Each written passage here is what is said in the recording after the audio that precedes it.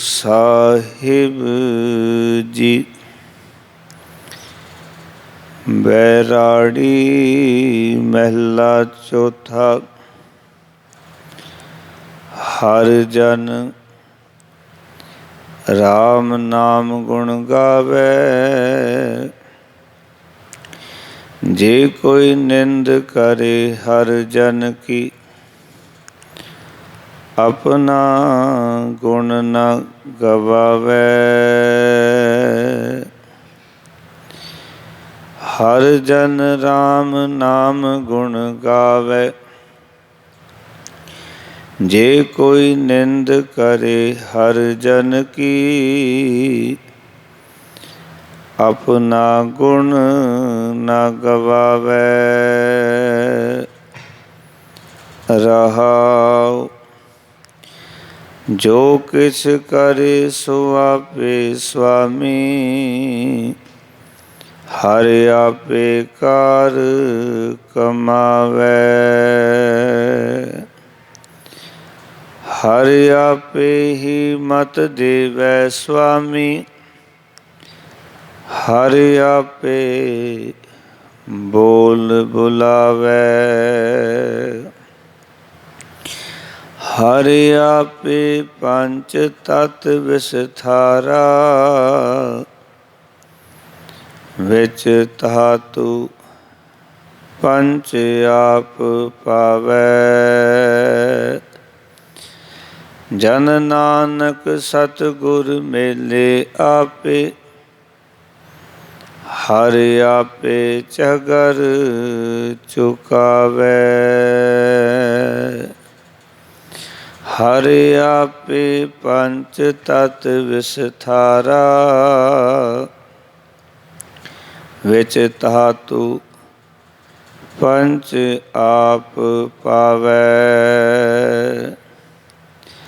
ਜਨ ਨਾਨਕ ਸਤਿਗੁਰ ਮੇਲੇ ਆਪੇ, ਹਰਿ ਆਪੇ ਝਗਰ ਚੁਕਾਵੇ। ਵਾਹਿਗੁਰੂ ਜੀ ਕਾ ਖਾਲਸਾ, ਵਾਹਿਗੁਰੂ ਜੀ ਕੀ ਫਤਿਹ। ਜੁਗਹੁ ਜੁਗ ਅਟਲ ਸ਼ਬਦ ਗੁਰੂ ਬਾਣੀ ਕੇ ਬੋਹਿਤ। ਧੰਨ ਧੰਨ ਸਾਹਿਬ ਸ੍ਰੀ ਗੁਰੂ ਗ੍ਰੰਥ ਸਾਹਿਬ ਮਹਾਰਾਜ ਜੀ ਦੀ ਪਾਵਨ ਪਵਿੱਤਰ ਹਜ਼ੂਰੀ ਦੇ ਵਿੱਚ ਜੁੜ ਬੈਠੇ ਸਤਸੰਗੀ ਜਨੋ, ਸਾਹਿਬਾਨ ਨੇ ਕਿਰਪਾ ਕੀਤੀ ਹੈ। ਅੱਜ ਦਾ ਪਾਵਨ ਮੁੱਖ ਵਾਕ ਬੈਰਾੜੀ ਰਾਗ ਦੇ ਵਿੱਚ ਸਤਿਗੁਰਾਂ ਨੇ ਬਖਸ਼ਿਸ਼ ਕੀਤਾ ਹੈ। ਇਹ ਪਾਵਨ ਅਗੰਮੀ ਬੋਲ ਧੰਨ ਧੰਨ ਗੁਰੂ ਰਾਮਦਾਸ ਮਹਾਰਾਜ ਚੌਥੇ ਸਤਿਗੁਰਾਂ ਦੇ ਉਚਾਰਨ ਕੀਤੇ ਹੋਏ ਨੇ। ਪਾਵਨ ਅੰਕ 719 ਦੇ ਉੱਤੇ ਇਹ ਪਾਵਨ ਸ਼ਬਦ ਦਰਜ ਹੈ। ਗੁਰੂ ਰਾਮਦਾਸ ਮਹਾਰਾਜ ਜੀ ਆਖ ਰਹੇ ਨੇ, ਬੈਰਾੜੀ ਮਹਿਲਾ ਚੌਥਾ। ਹਰ ਜਨ ਰਾਮ ਨਾਮ ਗੁਣ ਗਾਵੇ, ਜੇ ਕੋਈ ਨਿੰਦ ਕਰੇ ਹਰ ਜਨ ਕੀ, ਆਪਣਾ ਗੁਣ ਨਾ ਗਵਾਵੇ। ਰਹਾਉ।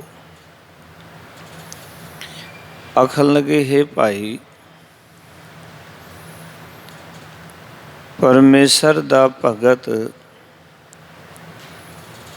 ਹਮੇਸ਼ਾ ਹੀ ਪਰਮਾਤਮਾ ਦੇ ਗੁਣ ਗਾਉਂਦਾ ਰਹਿੰਦਾ ਹੈ, ਵਾਹਿਗੁਰੂ ਜੀ ਦੀ ਸਿਫਤ ਸਲਾਹ ਕਰਦਾ ਰਹਿੰਦਾ ਹੈ।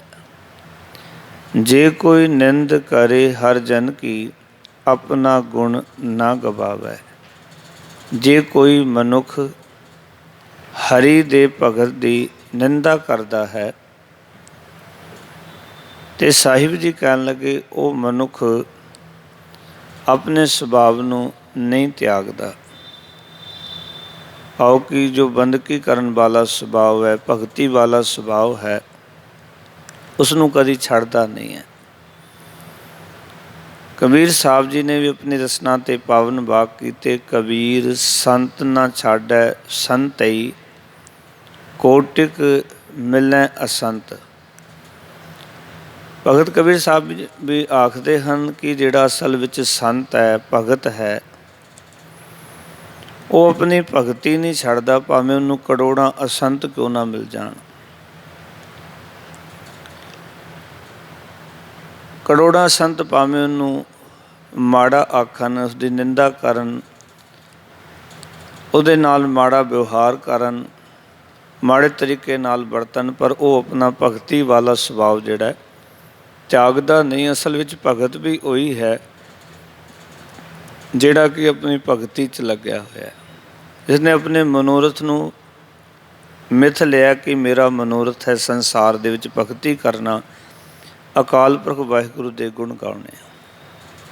फिर महाराज अगे बचन करते हैं, जो किछ करे सो आपे स्वामी, हर आपे कार कमावै।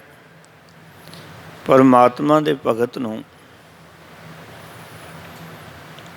इस गल की सोझी आ जाती है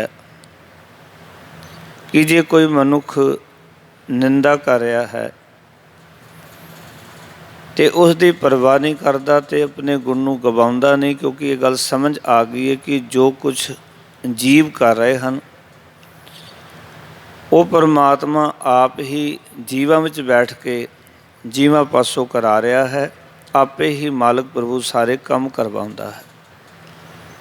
आओ कि किसी नूं निंदा दे काम च लाया है, किसी नूं उस्तत दे काम च लाया है, तो भगत इस तरह समझदा कि वाहिगुरू तू आप ही सारा कुछ कर रहा है, सारी खेड़ तेरे हथ विच ही है, होर कोई करन वाला नहीं।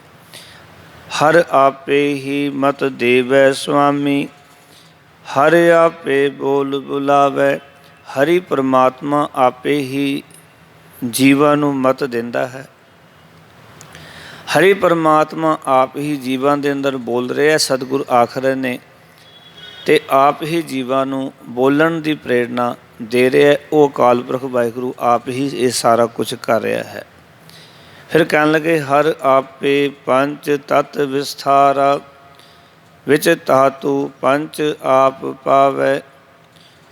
उस अकाल पुरख वाहिगुरू ने आपे ही पंज तत्तां दे राही इस संसार का विस्तार किया है। इस जगत का जो पसारा है वो पंज तत्तां तो है, विच धातु पंच आप पावै। उस अकाल पुरख वाहिगुरू ने पंज धातां, पंज तरह के विस इन्हां पंज तत्तां दे भरे हुए हैं। जिवें असीं वेखदे हाँ, जिहड़े पंज तत्त ने, जल का जिहड़ा विषय है वो है रस, अगन का जो रस है, धातु है वो है रूप। जल का रस, अगन का रूप, धरती का गंध, आकाश का शब्द अते एक है स्पर्श। आओ कि ये पंज तत्त ने, जल का रस, अग्नि का रूप, जल हो गया, अगन हो गई, वायु का स्पर्श, धरती का गंध अते आकाश का है शब्द। ये पंज विषय भरे ने, पंज धातु ने। सतगुर कहते ये भी है मालक प्रभु तू आप ही पाए ने पंज तरह के जिहड़े विषय ने। क्योंकि तुसीं वेखो, कोई रस विच मगन है, कोई रूप विच मगन है, कोई मनुख गंध विच मगन है, कोई मनुख स्पर्श विच मगन है, और कोई शब्द विच मगन है। इस करके ये संसार जगत जो रचना की मालक ने, जिथे कि पंज तत्त बनाए, उत्थे पंज इन्हां तत्तां दे विषय भर दिते, पंज तरह दीयां धातां इन्हां विच पा दित्तियां, और इन्हां दा अपना प्रभाव है मनुख दे उत्ते। इस करके लड़ाई झगड़े मेर तेर जीवन में खिच्चोतान बनी रहिंदी है। सतगुरू कहंदे खिच्चोतान मिट सकती है। आखन लगे हाँ, ਜਨ ਨਾਨਕ ਸਤਿਗੁਰ ਮੇਲੇ ਆਪੇ। ਧੰਨ ਗੁਰੂ ਰਾਮਦਾਸ ਮਹਾਰਾਜ ਆਖਣ ਲੱਗੇ, ਅਕਾਲ ਪੁਰਖ ਵਾਹਿਗੁਰੂ ਆਪ ਹੀ ਜਦੋਂ ਆਪਣੇ ਨਾਲ ਜੀਵਨ ਨੂੰ ਮਿਲਾਉਂਦਾ ਹੈ, ਆਪ ਹੀ ਜਦੋਂ ਅਕਾਲ ਪੁਰਖ ਵਾਹਿਗੁਰੂ ਕਿਰਪਾ ਕਰਦਾ ਹੈ, ਜੀਵਨ ਨੂੰ ਸਤਿਗੁਰ ਦੇ ਨਾਲ ਮਿਲਾਉਂਦਾ ਹੈ, ਸਤਿਗੁਰ ਨਾਲ ਜੋੜਦਾ ਹੈ। ਇਹ ਗੱਲ ਵੀ ਜੀਵਨ 'ਚ ਪੱਕੀ ਕਰ ਲੈਣਾ, ਅਕਾਲ ਪੁਰਖ ਦੀ ਕਿਰਪਾ ਤੋਂ ਬਿਨਾਂ ਸਤਿਗੁਰ ਦੀ ਪ੍ਰਾਪਤੀ ਨਹੀਂ ਹੈ, ਔਰ ਸਤਿਗੁਰ ਤੋਂ ਬਿਨਾਂ ਅਕਾਲ ਪੁਰਖ ਵਾਹਿਗੁਰੂ ਨਹੀਂ ਲੱਭਣੇ। 2 ਪੌੜੀਆਂ ਆਸਾ ਕੀ ਵਾਰ ਦੀਆਂ ਮਹਾਰਾਜ ਆਖਦੇ ਨੇ, ਨਦਰ ਕਰੇ ਜੇ ਆਪ ਨਹੀਂ ਤਾਂ ਨਦਰੀ ਸਤਿਗੁਰ ਪਾਇਆ। ਅਤੇ ਅੱਗੇ ਪੌੜੀ ਹੈ, ਬਿਨ ਸਤਿਗੁਰ ਕਿਨੈ ਨਾ ਪਾਇਓ, ਬਿਨ ਸਤਿਗੁਰ ਕਿਨੈ ਨਾ ਪਾਇਆ। ਇਹ 2 ਚੀਜ਼ਾਂ ਯਾਦ ਰੱਖਣੀਆਂ। ਅਕਾਲ ਪੁਰਖ ਕਿਰਪਾ ਕਰਦਾ ਹੈ ਤਾਂ ਸਤਿਗੁਰ ਜੀ ਦੀ ਪ੍ਰਾਪਤੀ ਹੁੰਦੀ ਹੈ। ਜਦੋਂ ਸਤਿਗੁਰ ਕਿਰਪਾ ਕਰਦਾ ਹੈ ਤਾਂ ਅਕਾਲ ਪੁਰਖ ਵਾਹਿਗੁਰੂ ਜੀ ਦੇ ਨਾਲ ਮਿਲਾਪ ਹੁੰਦਾ ਹੈ। ਸਤਿਗੁਰ ਤੋਂ ਬਿਨਾਂ ਅਕਾਲ ਪੁਰਖ ਕਿਸੇ ਨੂੰ ਨਹੀਂ ਲੱਭਿਆ। ਅਤੇ ਸਤਿਗੁਰ ਆਖਣ ਲੱਗੇ, ਜਨ ਨਾਨਕ ਸਤਿਗੁਰ ਮੇਲੇ ਆਪੇ। ਉਹ ਅਕਾਲ ਪੁਰਖ ਵਾਹਿਗੁਰੂ ਆਪੇ ਹੀ ਸਤਿਗੁਰ ਦੇ ਨਾਲ ਮਿਲਦਾ ਹੈ। ਹਰ ਆਪੇ ਝਗਰ ਚੁਕਾਵੈ। ਅਤੇ ਸਤਿਗੁਰ ਦੇ ਨਾਲ ਮਿਲ ਕੇ ਹਰੀ ਪਰਮਾਤਮਾ ਆਪ ਹੀ ਮਨੁੱਖ ਦੇ ਜੀਵਨ ਵਿੱਚੋਂ ਖਿੱਚੋ ਤਾਣ, ਝਗੜੇ, ਕਲੇਸ਼, ਕਲਹ ਇਹ ਮਿਟਾ ਦਿੰਦਾ ਹੈ। ਜਦੋਂ ਆਪਣੀ ਕਿਰਪਾ ਕਰਦਾ ਹੈ, ਆਪਣੀ ਬਖਸ਼ਿਸ਼ ਕਰਦਾ ਹੈ, ਗੁਰੂ ਸਾਹਿਬ ਕਿਰਪਾ ਕਰਨ, ਸਾਰਿਆਂ ਦੇ ਝਗੜੇ, ਸਾਰਿਆਂ ਦੇ ਕਲੇਸ਼ ਮਿਟ ਜਾਣ, ਜੀਵਨ ਵਿੱਚੋਂ ਖਿੱਚੋ ਤਾਣ ਖਤਮ ਹੋ ਜਾਏ। ਇਹੀ ਸਾਰਿਆਂ ਦੇ ਲਈ ਅਰਦਾਸ ਹੈ। ਗੁਰੂ ਸਾਹਿਬ ਆਪ ਕਿਰਪਾ ਕਰਨ ਕਿ ਅਸੀਂ ਮਾਲਕ ਦੇ ਭਗਤ ਬਣ ਸਕੀਏ, ਗੁਰਸਿੱਖ ਬਣ ਸਕੀਏ, ਗੁਰੂ ਪਿਆਰੇ ਬਣ ਸਕੀਏ।